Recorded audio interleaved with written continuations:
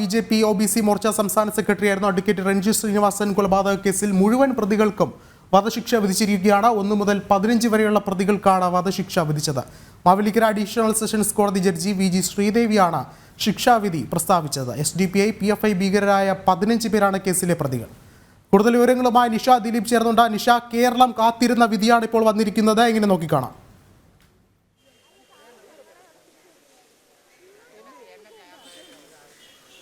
വിഷ്ണു, കോടതി കുറ്റക്കാരാണെന്ന് കണ്ടെത്തിയ മുഴുവൻ പ്രതികൾക്കും, രഞ്ജിത്ത് ശ്രീനിവാസൻ വധക്കേസിലെ മുഴുവൻ പ്രതികൾക്കും മാവേലിക്കര അഡീഷണൽ സെഷൻസ് കോടതി വധശിക്ഷ പ്രഖ്യാപിച്ചിട്ടുണ്ട്. ഇന്ന് കോടതിയിൽ ഹാജരായത് 1 മുതൽ 14 വരെയുള്ള പ്രതികളാണ്. 14 പ്രതികളാണ് ഇന്ന് ഹാജരായത്. ഇതിൽ 10ാം പ്രതി അസുഖബാധിതനായി തിരുവനന്തപുരം മെഡിക്കൽ കോളേജ് ആശുപത്രിയിൽ കഴിയുകയാണ്. എങ്കിൽ പോലും കോടതി കുറ്റക്കാരനാണ്. ഒപ്പം തന്നെ ഈ 14 പ്രതികൾക്കും ബാധകമായ എല്ലാ കാര്യങ്ങളും ഈ 10ാം പ്രതിക്കും ബാധകമാണ്. അതുകൊണ്ട് തന്നെ 10ാം പ്രതി ഉൾപ്പെടെയുള്ള 15 പേരും, അതായത് രഞ്ജിത്ത് ശ്രീനിവാസൻ കേസിലെ മുഴുവൻ പ്രതികളും വധശിക്ഷ നൽകിക്കൊണ്ടാണ് മാവേലിക്കര അഡീഷണൽ സെഷൻസ് കോടതിയുടെ വിധി അല്പസമയം മുമ്പ് പുറത്തു വന്നിരിക്കുന്നത്. എന്തായാലും ഈ കേസിൽ വളരെ നീതിപൂർവമായ വിധിയാണ് ഉണ്ടായിരിക്കുന്നതെന്നാണ് രഞ്ജിത്ത് പ്രതികരിച്ചത്. നമുക്കറിയാം, 2 വർഷത്തിനുള്ളിൽ വന്ന ഏറ്റവും സമയം കൊണ്ടുവന്ന പല കേസുകളിലും ഈ വർഷങ്ങളോളം നീണ്ട കാത്തിരിപ്പാണ് ഒരു ശിക്ഷയിലേക്കൊക്കെ എത്താൻ. പക്ഷേ രഞ്ജിത്ത് ശ്രീനിവാസൻ കേസിൽ പ്രോസിക്യൂഷന്റെ പ്രത്യേക താല്പര്യം, ഒപ്പം തന്നെ അന്വേഷണ സംഘത്തിന്റെ താല്പര്യം, ഇതൊക്കെ കൊണ്ട് തന്നെയാണ് അന്വേഷണ സംഘവും പ്രോസിക്യൂഷനും ഒക്കെ നിരവധി തവണ കഷ്ടപ്പാടുകൾ സഹിച്ചു തന്നെയാണ് ഇത്തരത്തിലുള്ള ഒരു നിർണായക വിധിയിലേക്ക് എത്തിയിരിക്കുന്നത്. ഇക്കാര്യങ്ങൾ രഞ്ജിത്തിന്റെ ഭാര്യ തന്നെയാണ് പറഞ്ഞത്. അന്വേഷണ സംഘത്തിനും ഒപ്പം തന്നെ പ്രോസിക്യൂഷനും അവർ നന്ദി അറിയിച്ചിട്ടുണ്ട്. എന്തായാലും അപൂർവങ്ങളിൽ അത്യപൂർവമായ ഒരു കേസ്. അതുകൊണ്ട് തന്നെ എല്ലാ പ്രതികൾക്കും വധശിക്ഷ കേരളത്തിന്റെ നീതിന്യായ ചരിത്രത്തിൽ ഒരുപക്ഷെ ആദ്യം തന്നെ ആയിരിക്കുമെന്നാണ് പ്രോസിക്യൂട്ടർ, ഇത്തരത്തിലൊരു ശിക്ഷ എന്നാണ് പ്രോസിക്യൂട്ടർ അല്പസമയം മുമ്പ് മാധ്യമങ്ങളോട് പ്രതികരിച്ചത്. എന്തായാലും കേസിലെ 15 പ്രതികളും കുറ്റക്കാരാണെന്ന് കോടതി കണ്ടെത്തിയിരിക്കുന്നു. ആ കുറ്റക്കാരാണെന്ന് കോടതി കണ്ടെത്തിയ മുഴുവൻ പ്രതികൾക്കും തൂക്കുകയർ എന്നതാണ് അല്പസമയം മുമ്പ് മാവേലിക്കര സെഷൻസ് കോടതിയുടേതായ വിധി പുറത്തു വന്നത്. വിധിയിൽ സംതൃപ്തിയുണ്ട്. നീതിന്യായ പീഠത്തിൽ വിശ്വാസം അർപ്പിച്ചുകൊണ്ട് തന്നെ തങ്ങൾ മുന്നോട്ട് പോയി. ആ ഒരു രീതിയിലുള്ള പ്രകൃതിയുടെ നിയമം എന്നാണ് രഞ്ജിത്തിന്റെ ഭാര്യ അല്പസമയം മുമ്പ് പ്രതികരിച്ചത്. എന്തായാലും ഈ ഒരു നിർണായക വിധി ആണ് അല്പസമയം മുമ്പ് പുറത്തു വന്നത്. ഈ പ്രതികൾക്ക് വധശിക്ഷ, ഒപ്പം തന്നെ 6 ലക്ഷം രൂപ പിഴ പറഞ്ഞിട്ടുണ്ട്. വിവിധ വകുപ്പുകളിലായാണ് കോടതി പ്രതികൾക്ക് ശിക്ഷ വിധിച്ചിരിക്കുന്നത്.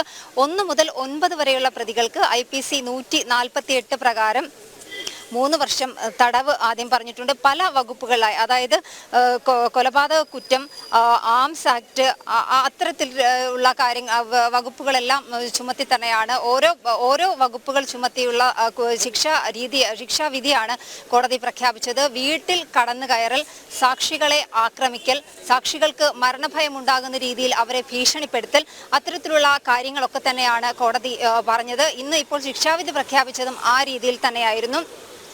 1 മുതൽ 9 വരെയുള്ള 1 മുതൽ 8 വരെയുള്ള പ്രതികൾ സ്വന്തം കൈകൾ കൊണ്ട് കുറ്റകൃത്യത്തിൽ ഏർപ്പെട്ട പ്രതികളാണ്. അവർ കൊലപാതക കുറ്റത്തിന് തന്നെ ശിക്ഷ അനുഭവിക്കേണ്ടവരാണ്. അതുകൊണ്ട് തന്നെ ഈ 449 വകുപ്പ് പ്രകാരം ഈ 1 മുതൽ 8 വരെയുള്ള പ്രതികൾക്ക് ജീവപര്യന്തം തടവും 1 ലക്ഷം രൂപ വീതം പിഴയും. ഇതാണ് ഈ പിഴത്തുക രഞ്ജിത്ത് ശ്രീനിവാസന്റെ അമ്മയ്ക്കും ഭാര്യയ്ക്കും അദ്ദേഹത്തിന്റെ 2 പെൺമക്കൾക്കും നൽകണമെന്നാണ് കോടതി പറഞ്ഞിട്ടുള്ളത്. എന്തായാലും ഇനി എന്തൊക്കെ കാര്യങ്ങളിൽ കണ്ടെത്തലുകൾ നടത്തിയാണ്, ഏതൊക്കെ രീതിയിൽ കണ്ടെത്തലുകൾ നടത്തിയാണ്, അല്ലെങ്കിൽ പ്രോസിക്യൂഷന്റെ ഏതൊക്കെ വാദങ്ങൾ അംഗീകരിച്ചുകൊണ്ടാണ് കോടതി ഇത്തരത്തിലുള്ള ഈ അപൂർവമായ ഒരു ശിക്ഷാവിധിയിലേക്ക് വന്നത് എന്ന് നമുക്ക് കോടതിയുടെ വിധിപ്പകർപ്പുകൾ വന്നതിന് ശേഷം മാത്രമേ വ്യക്തമായി അറിയാൻ കഴിയുകയുള്ളൂ. എങ്കിലും പ്രോസിക്യൂഷൻ പ്രതികരിച്ചത്, പ്രോസിക്യൂഷൻ കോടതിയിൽ ഉന്നയിച്ച വാദങ്ങളെല്ലാം തന്നെ കോടതി മുഖവിലേക്ക് എടുത്തു എന്നുള്ളതാണ്. കാരണം ഈ രഞ്ജിത്ത് ശ്രീനിവാസനെ കൊലപ്പെടുത്തിയത് എന്ന് പറയുന്നത് ഒരു ഹിറ്റ് ലിസ്റ്റ് തയ്യാറാക്കിയാണ്. ഈ ഹിറ്റ് ലിസ്റ്റിന്റെ കാര്യം കോടതി പല തവണ പറഞ്ഞിട്ടുണ്ട്. ഹിറ്റ് ലിസ്റ്റ് തയ്യാറാക്കി കൊലപ്പെടുത്തേണ്ട ആളുകളുടെ ഹിറ്റ് ലിസ്റ്റ് തയ്യാറാക്കി അവർ ആസൂത്രിതമായ രീതിയിൽ, മൃഗീയമായ രീതിയിൽ ഇവരെ കൃത്യമായി ടാർഗറ്റ് ചെയ്ത് ഇവരെ കൊലപ്പെടുത്തി. അതായത് ഈ രഞ്ജിത്ത് ശ്രീനിവാസന്റെ വീട്ടിലേക്ക് അതിക്രമിച്ച് കയറിയത് 12 പ്രതികളാണ്. ഇരുചക്ര വാഹനങ്ങളിലായി ഭീകരാന്തരീക്ഷം സൃഷ്ടിച്ചുകൊണ്ട് 12 പ്രതികൾ അദ്ദേഹത്തിന്റെ വീട്ടിലേക്ക് പുലർച്ചെ കടന്നു കയറി ആക്രമിക്കുകയും വീട്ടിൽ ഭീകരാന്തരീക്ഷം സൃഷ്ടിക്കുകയും സാക്ഷികൾക്ക് മരണഭയം ഉളവാക്കുന്ന രീതിയിൽ അവരെ ഭീഷണിപ്പെടുത്തുകയും ചെയ്തു. മറ്റൊന്ന്, ഈ 12 പ്രതികൾക്കൊപ്പം 8 പ്രതികൾ കുറ്റകൃത്യം നടത്തുമ്പോൾ അവർക്ക് എല്ലാ സഹായവും ചെയ്തുകൊണ്ട് പുറത്തു നിന്ന 4 പ്രതികളുണ്ട്. ഇവരും കൊലപാതക കുറ്റത്തിന് തന്നെ അർഹരാണെന്ന് കോടതി കണ്ടെത്തിയിരുന്നു. അതുകൊണ്ടാണ് ഈ 9 മുതൽ 12 വരെയുള്ള പ്രതികൾക്കും ഈ വധശിക്ഷയിൽ എന്നതിലേക്ക് കോടതി വന്നത്. ഈ 4 പ്രതികളും ഈ രഞ്ജു ശ്രീനിവാസൻ ഒരു തരത്തിലും പുറത്തേക്ക് ഓടി രക്ഷപ്പെടാതിരിക്കാനായി വീടിന് കാവൽ നിന്നു. മാത്രമല്ല, ആരെങ്കിലും അദ്ദേഹത്തെ രക്ഷിക്കാനായി അകത്ത് കയറാൻ ശ്രമിക്കുകയാണെങ്കിൽ അവരെ വകവരുത്തുക എന്ന ഉദ്ദേശത്തോടു കൂടി ഇവർ പുറത്തു നിന്നു. പിന്നീട് ഉള്ളത് 13 മുതൽ 15 വരെയുള്ള പ്രതികളാണ്. ഇവർ പ്രധാന ഗൂഢാലോചനയിൽ പങ്കെടുത്ത ആളുകളാണ്. ഇവർ നടത്തിയ ഗൂഢാലോചനയുടെ ഫലമായാണ് കൃത്യമായി ആസൂത്രണം ചെയ്ത് ഈ കൊലപ്പെടുത്തുന്നതിന് തലേദിവസവും രഞ്ജിത്തിന്റെ വീട്ടിലേക്ക് ഈ പ്രതികൾ എത്തുകയും കൊലപ്പെടുത്തുക എന്നുള്ള ഉദ്ദേശത്തോടു കൂടി തന്നെ എത്തിയിരുന്നു. പക്ഷേ അന്ന് അവിടുത്തെ സാഹചര്യം അനുവദിക്കാത്തത് കൊണ്ട് ഇവർ തിരികെ പോയി. നിഷ, ഇത് തന്നെയായാലും ഈ ഒരു വിധി പ്രസ്താവിക്കുന്നതിന് മുമ്പ് തന്നെ എല്ലാവർക്കും പ്രതീക്ഷ ഉണ്ടായ ഒരു കാര്യം തന്നെയാണ് ഇത്തരത്തിൽ പ്രതികൾക്ക് എന്ത് തന്നെയായാലും വധശിക്ഷ തന്നെ ലഭിക്കുമെന്നുള്ളൊരു പ്രതീക്ഷ നേരത്തെ തന്നെ ഉണ്ടായിരുന്നു. ഇപ്പോൾ അത്തരത്തിൽ തന്നെയാണ് ശിക്ഷാവിധി വന്നിരിക്കുന്നത്. ഒരുപക്ഷെ നോക്കുകയാണെങ്കിൽ പ്രധാനമായും കോടതി ഇത്തരത്തിൽ പ്രോസിക്യൂട്ടറുടെ ഭാഗത്തു നിന്നുള്ള എല്ലാ വാദങ്ങളും ശരിവെക്കുന്ന തരത്തിലല്ലേ കോടതിയുടെ ഒരു നിരീക്ഷണം ഈ ഒരു ഘട്ടത്തിലുണ്ടായത്?